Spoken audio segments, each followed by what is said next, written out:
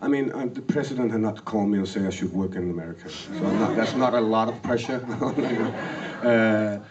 No, I mean, I work back home and I work in Germany sometimes, and I've actually never worked in the States, but I've done American productions. No, there's absolutely no pressure. I mean, I tend to do the stuff that I like and that I get offered that I like.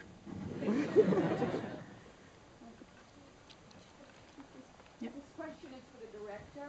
What's your favorite scene and why? My favorite scene is when all the friends are gathered around the table in the beginning, and I don't know why. I just so much enjoy doing that. This is the kind of scenes I want to do all the time. People around a table having a good time. There are quite a few scenes in this film that I truly enjoy, also some of the painful ones. I like the church. I think Mads is doing a terrific job in the church, and he did it 34 times or something that day, or maybe 54 times, I would say. And those are the two emotional peaks for me, but that changes all the time, depending on how long you've been in the editing room, what scene you've been working on today and stuff. But in general, I'm proud of the movie.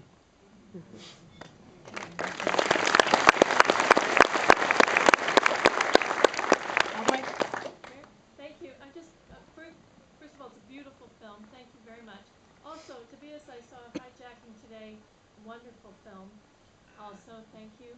About the scene in the church. Now that you've mentioned it, what was the reason for your choosing to put the most redemptive scene of the film, in a sense, the turning point scene in the church? Is there any special meaning in that, or just the obvious? Or? Well, when it comes to the religious symbols and stuff, you don't have to ask my wife. She's a theologist, and she knows more about that. But no, what we both are very occupied with, writing whatever script we're writing, is rituals. Mm-hmm. When people gather for a reason, you get a sense of a story between these people. You get a sense of a community. You get a sense of a past, and you get a sense also of a higher meaning when people are in a church and they're at the same place every year. So this sort of solemn moment, ritualistic event, for us was a perfect timing and place for the peak of his emotions somehow. It worked beautifully. Thanks. Yeah. Why did he stay? Did he even have faith in his friends, or why did he just leave and start? Why didn't he just leave and start over? Well, he moved here. He's in Toronto now for 2 years. No, well, I mean, the goodwill is probably the answer to that. I believe that you always want to believe that it will be okay eventually. And we needed that shot in the end to prove to him that it would never change. I mean, of course, he wants to believe that his friends and family and everybody he always loved will be able to live with him. It's not the rational thing to do, but for me, it's very believable that if you lived the whole life in a small town, you want to believe that everything will be okay someday. Also, it would be a proof of his guilt if he left. So it would be wrong. He was innocent. This is his family. This is his life.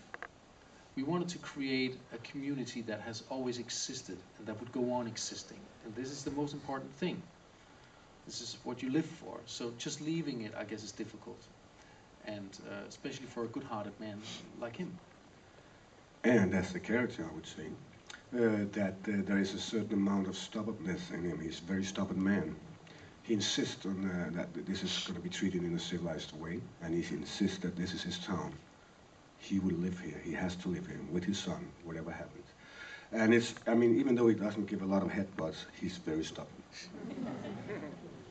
And do you see the gunshot at the end where we don't see who shoots either towards him or towards an animal as the one sign where even if he can live there, it will obviously never ever be the same. The threat remains. No matter how much he wants to believe it'll be okay. Yes. Excellent. That's what I wanted to hear. In the middle. The town itself is such a constant character within the film. Are either three of you from a rural town like that in Denmark? Not me. I have lived in a town like that for 5 years. 5 years of my childhood. So the whole thing about one church, and to go back to that question, the thing is that the only place you will never throw a guy out from is a church.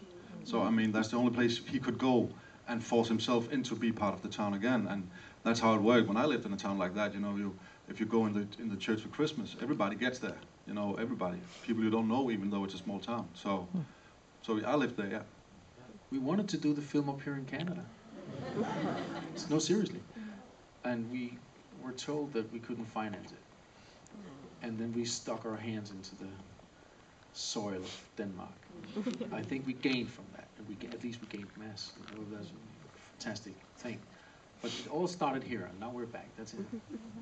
Great journey. Why would you in Canada you would want to shoot it here, or you would want to base the film here? We wanted all the pine and the small village and the isolated feel and the grandness of this country. I think you got that. Yeah.